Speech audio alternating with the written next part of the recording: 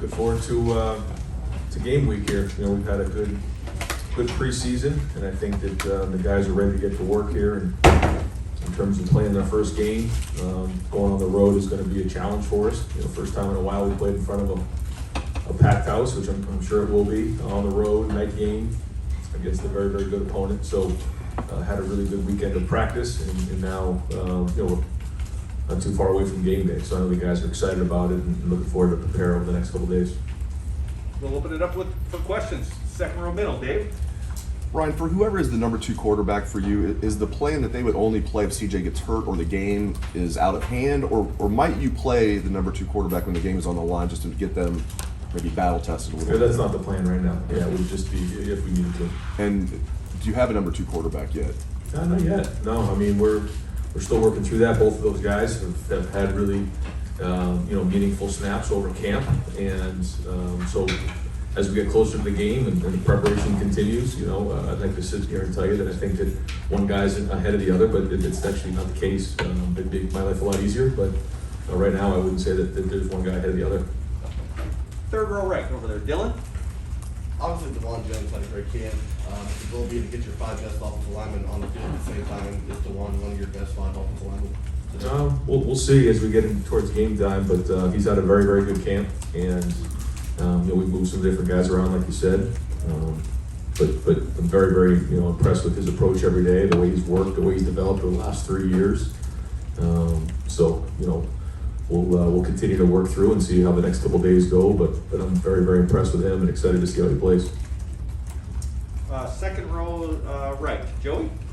Ryan, any update on EA, just his availability? No, unfortunately we don't. You know, they asked for some, the NCAA asked for some additional, you know, information. So I guess they're still working it over, but unfortunately we don't have any more information even as we're headed into the game here. So difficult spot for him and us as we're waiting to hear the decision, but we're still optimistic that we get good news. Does it have to get settled before the season, or is it something that could be determined September 10th, September 17th, or like? Yeah, again, we're just kind of you know, patiently waiting because that affects, you know, that if he is eligible, then he has an opportunity to be on scholarship. If he isn't, then he has to figure out what the next step for him is, and so again, we're just kind of waiting on that. Third row left, Jacob. Yeah. Hey Ryan, you kind of touched on it in your opener. You know, you're opening against a conference opponent, and being the first time for you to do that, just how does that change your preparation? Just how impactful is that for you? It started back in the spring. We talked about this right from the jump when we started the first practice of the spring, that we knew when we saw the schedule that this was going to be something we had to get game ready early in the season, and we'll come right out of the gates with a conference game on the road with a, you know, freshman quarterback or a young quarterback and young linebackers and some guys that haven't played a lot of football. So it was a challenge, you know, this spring to spend a lot of time on fundamentals and techniques, and then this preseason get as many game reps as we possibly can. We tackled a decent amount in the preseason, so feel great about that. We put in a lot of hard work, a lot of physical practices out there. So I'm proud of the work we put in. I mean, I feel good going into this game, but you just don't know what you got until you get out there. Third row right, Jeremy. Ryan, with recruiting visits and stuff starting to get back to somewhat normal, obviously I think the expectation will be that visitors have to wear masks inside the buildings, but other than that, has there been any guidelines from the NCAA about what to expect for unofficial visitors, official visitors, limits, et cetera, for the season? Yeah, I mean, assuming right now where we're at, that it's going to be similar to the way it was in the spring when we did have, you know, June visits, and so, you know, excited to have people back on campus to be able to see games, and I think, you know, it'll probably be very similar to the way it was in June. Is there any numerical limit you guys have been given, like on a per weekly basis, about how many you can structure in or fit in? Per week, no. Obviously we still have our limits in terms of official visits on a calendar year, but no limitations in terms of on a weekly basis right now. Second row middle, Bill. Ryan, what are you most excited about for Thursday, and what are you most nervous about? Excited to just get going and find out what we have and start to you know, solve all the things that need to get fixed, because you don't know till you get out there, and that's coaching. That's the fun part about coaching. The hard part is, you know, you're not allowed to lose around here, so you got to win. You got to find a way to win the game and get out of that you know, environment 1-0. And I told the team the other day, the first meeting of the week, is that that's the goal here, is to go 1-0. There's no other expectations. you don't know how it's going to go. And whether we go up, we go down, it's even, we're going to get that game to the fourth quarter and then find a way to win the game. And that's the only expectation right now. But that is the exciting part is, you have a new challenge year in and year out and finding where guys are and then you build as the season goes on. You haven't talked a lot about Minnesota. What stands out about them? Obviously, it's a veteran team, and they've got that. What kind of stands out about them? Like you said, a veteran team that has experience. 2 years ago, they were a top 10 team in the country, and a lot of those guys are still on the team. Certainly the quarterback and running back's a very good player, and they're very, very well coached. PJ does a good job there. They play hard, take care of the football, fundamentally sound. They make you earn it, and so it's a combination of all those things. And then going on the road to their place, first game of the year. Third row left, Dan? Ryan, Minnesota's running back were second in the country last year in rushing yards per game. How concerning is that going against that when you do have such an inexperienced linebacker group? Well, I think that, anytime you're playing in the Big Ten, you got to go against really good running backs. We played against good running backs before, but this guy is built low to the ground. He breaks tackles. And so when you look at this past week, I think in the 7 games that were played, there was 56 explosive plays. I think a lot of that was probably some missed tackles along the way. So that's why we spent a lot of time tackling in the preseason. And we got to do a good job of getting them down. And there's a lot of different ways that we're going to look to do that. But he's a very good running back. He runs hard. Their offensive line does a good job of getting movement. We're going to have to defeat blocks and tackle well. I know, Taraja's guy is going to be a leader at that linebacker spot. Who else do you feel good about there going into this first game? Yeah, I feel good about Tommy Eichenberg. I feel good about, like you said, Taraja, Dallas, Cody Simons. Steel Chambers is going to get in there.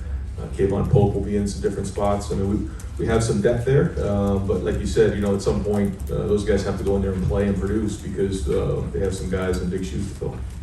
Far left, Brendan? Coach, how much, when you're going into the first game of the year and you don't have game film from this season, you're prepping for an opponent, how much do you look at film from last year versus trying to just focus on what you want to accomplish in the game? A little bit of both. I think that when you go into a first game, you have to kind of, go off a little bit what they did last year, but know that you're going to get change-ups along the way, and you're going to have to adapt, and you're going to have to communicate in game and figure out what those adjustments are.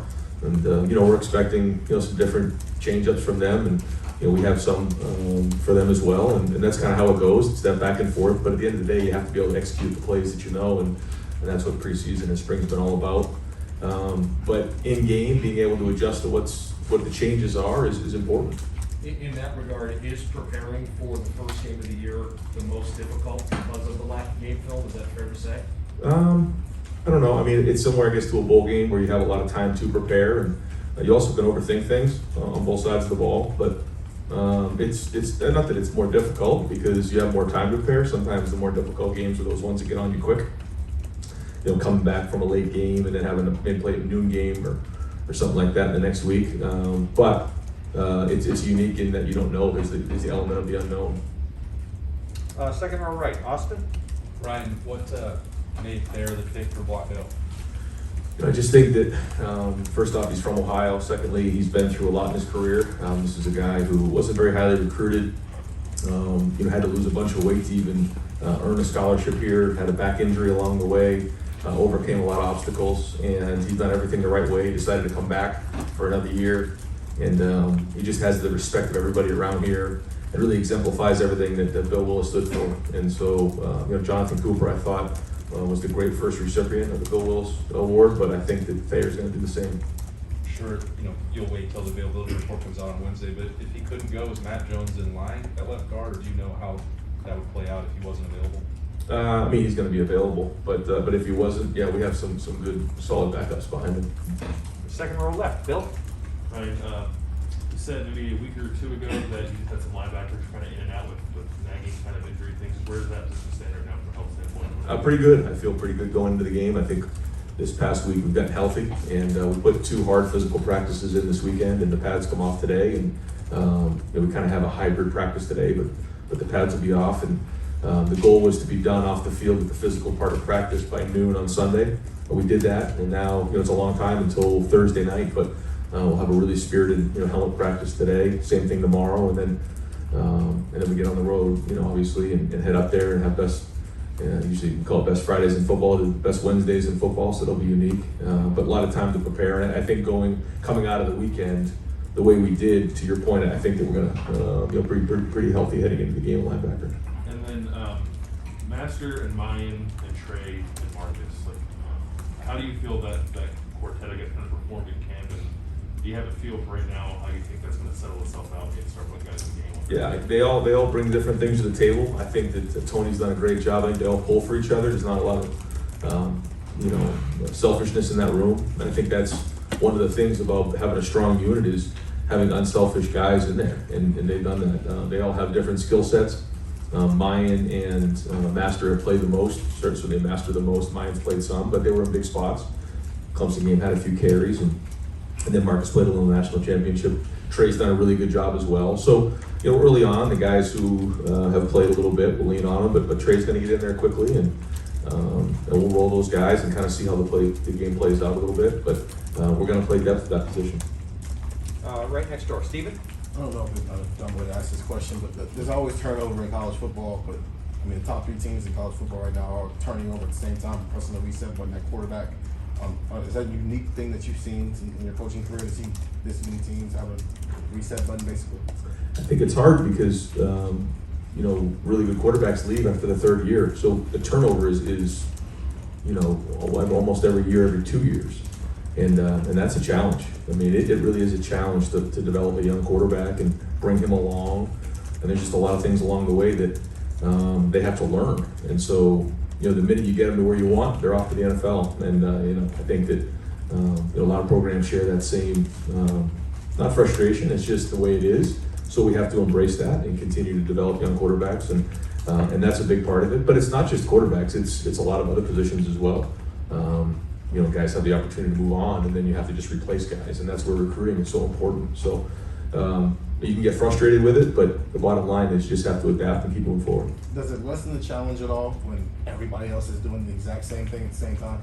Yeah, I mean, you see it, so you just have to continue to adapt to it and adjust the best you can, and that's why it's so important to come out of the gate strong and have a great preseason and become game ready early on, and you can get out of the gates fast. Second row middle, Nathan.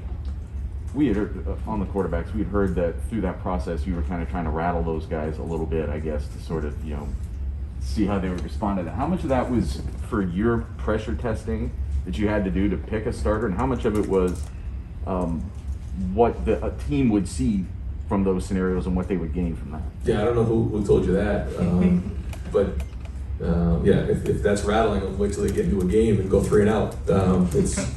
It's hard to be quarterback around here, and so it's our job as coaches to make sure that the practice is a lot harder than the game. If you can survive practice, then the game's easy, and so we have to, and it's like that at every position. You have to understand the consequences. It's not just, well, I'll just get the next play. Sorry, it doesn't work like that. And that's what competitive excellence is all about. So, that's our goal here and always has been, to make whoever it is, whatever position, practice harder than the game. What did you like about CJ's response to those scenarios?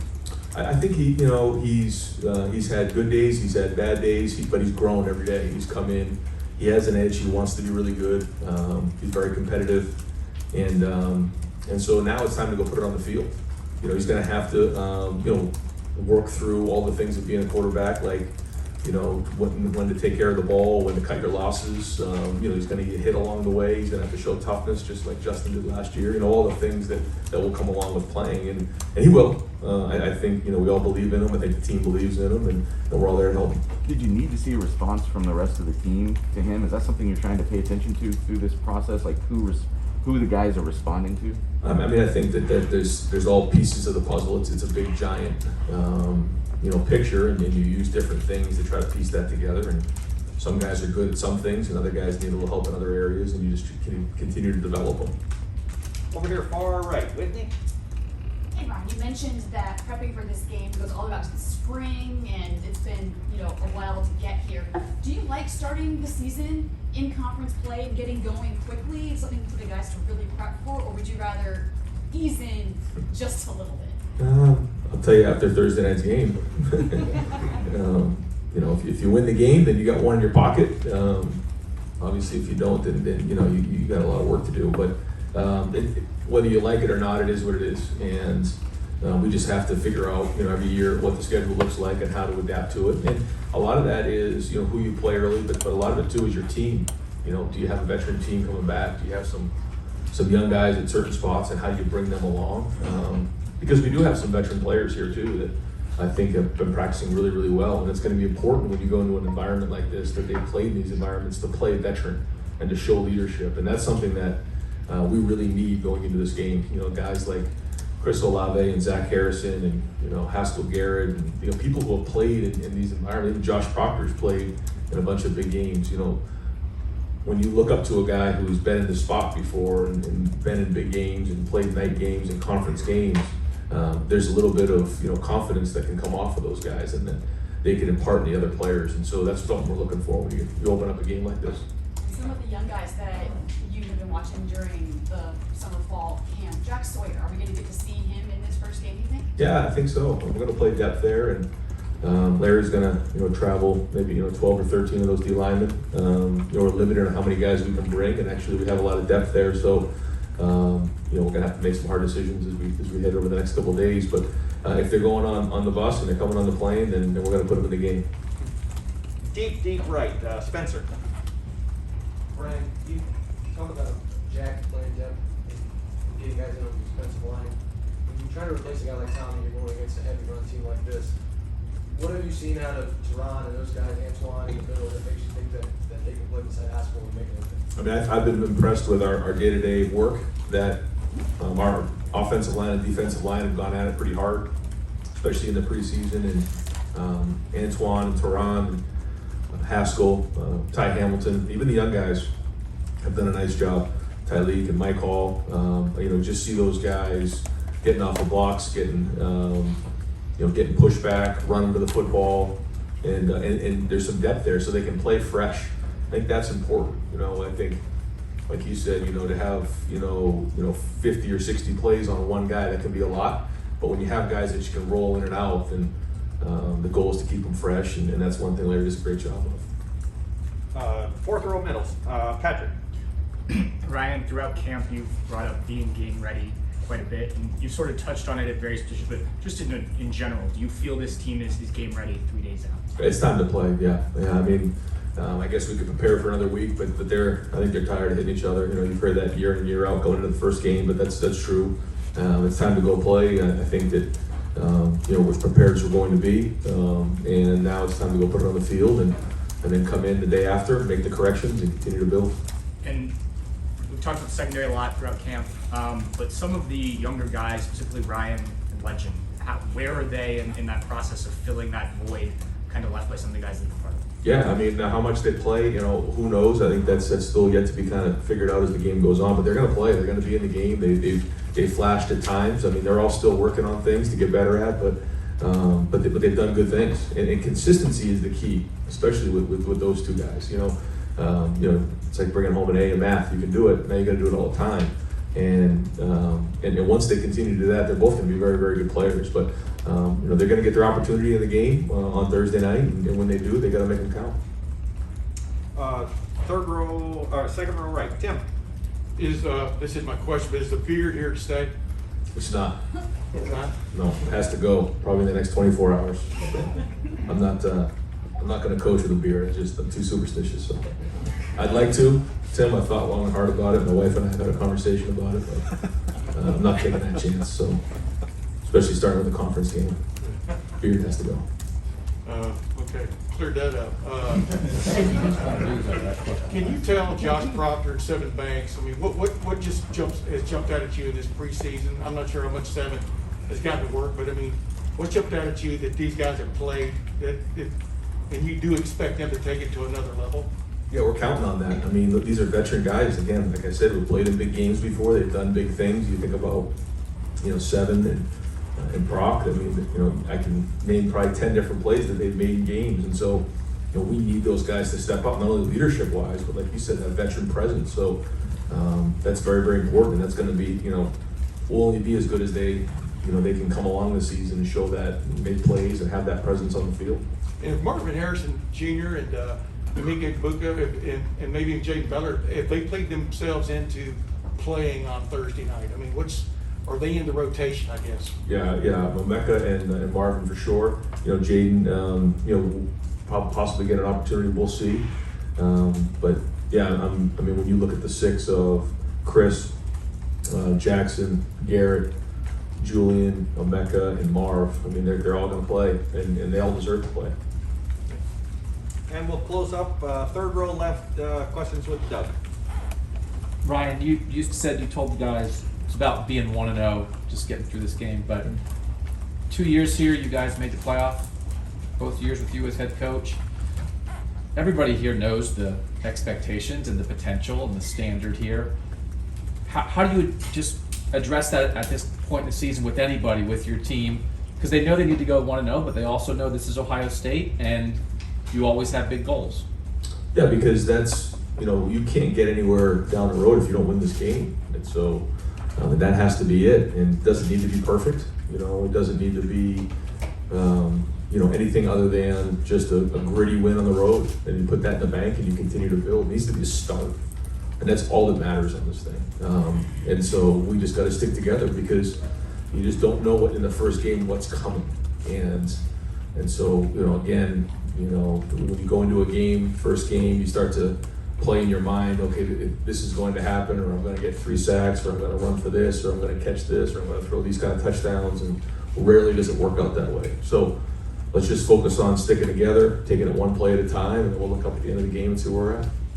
And again, this is like asking if you're thinking big picture when clearly you're trying to keep your guys focused. But for a guy like CJ, Justin in his second year as a college football player came here and you guys made the playoff that year. He played really well. And JT Barrett, his second year as a college football player, was a starting quarterback for a team that made the playoff and won the national championship. Is there any once CJ's been the starter now, is there any context conversations you've had with him, or do you not want him thinking that way? It's just do your job. Yeah, because that doesn't really have anything to do with him. I mean, I guess you can look at what's been before and the blueprints that have been set, but, if we don't take care of the football and do a good job on third down, the red zone, then none of that stuff matters. You have to go play. And just because you're, Ohio State, or just because you're the quarterback doesn't necessarily mean it's just going to happen. It's not magic. You can't just throw it.